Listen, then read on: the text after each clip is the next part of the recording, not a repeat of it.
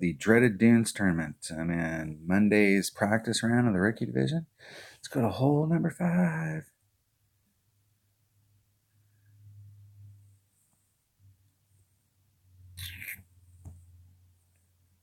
There's 1. There's 2. There's 3. There's 4. I guess that was 4. And the dinosaur hole, or whatever. It's like one of those cartoon characters. Maybe it's the tortoise and the hare. Here's the scales, and here's their little head, their neck, their eye. I'm going to shoot this straight up with a big topper and a 4-power ball. I think the definite way to go is to go the straight way up, and in order to get all the way up that chute, and like I suspected when I first saw this hole, this narrow part's at a critical error you can just get over. So there's bounce number 1, and bounce number 2 is right there at the beginning of that. So if your trajectory is off, you're better off to be, you don't want your trajectory to be off. I mean, you can be a little off one way or the other and clip out of this rough and roll up to the front and still have a pretty decent shot at it, but you got to hit it through that neck pretty solid. I'm going to try my big topper and a 4-power ball.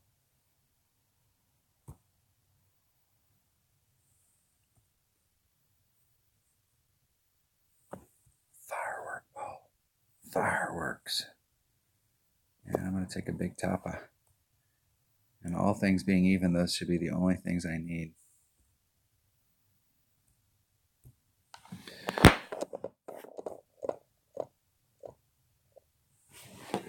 Let's see if we can get up through this tournament. It's going to be one of those ones where I think like the minimum score we're looking for is -12. We're looking -12, -24, -24. We're on one of those tracks. That's this tournament.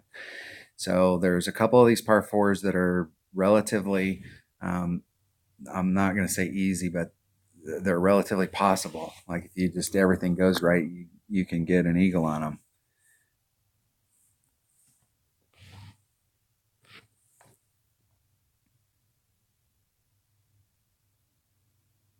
Okay, so it's going to push me like 2 rings. I'm going to be right on the edge of that.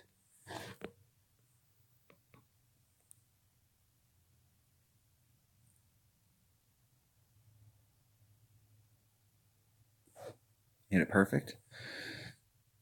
Try and catch the center of the fairway right there. And that little bit of curl trying to bring me so that I roll up. Didn't want to clip that rough though, but I got a decent shot from right here. I haven't actually gotten on, but I've gotten right on the fringe right there where I'm on a straight line to the cabin.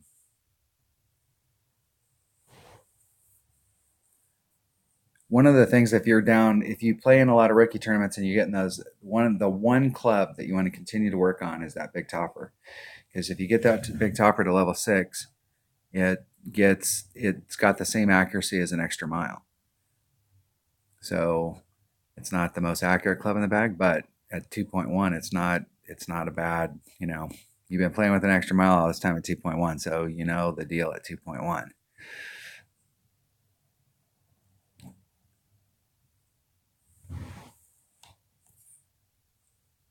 You got to bring a big ball. You can hit from the other side of the big topper and end up way up there.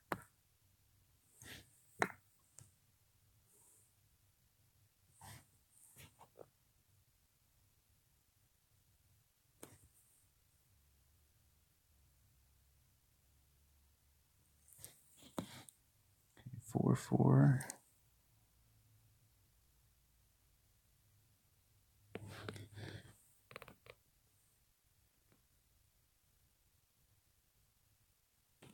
Oh, and hit it great to the right. That won't go in. That won't go in. Great to the right. That's all right. It's a practice day, but the whole deal is that can get you up there, even if you clip the rough. That's unfortunate that happened, but that's still a makeable shot from down there.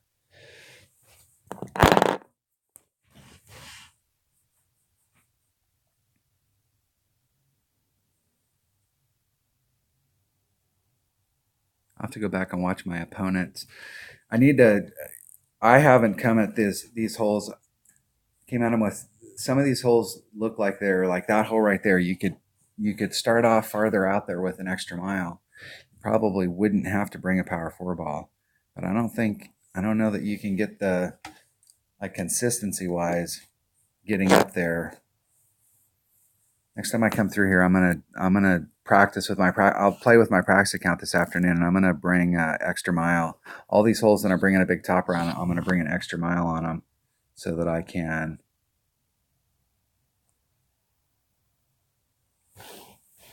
see the difference as far as like gameplay, like how much distance am I getting on the other end.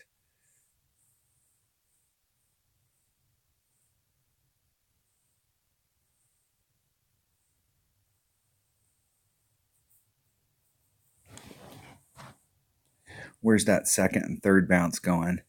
If I bring out an extra mile, even though it may not be the club to get me the distance forward, it might be the club that gives me a better shot because of where the bounces are. There's still a lot of stuff to learn about these holes. All right, that was hole number 5 of the dreaded Dunes tournament. Thanks for watching.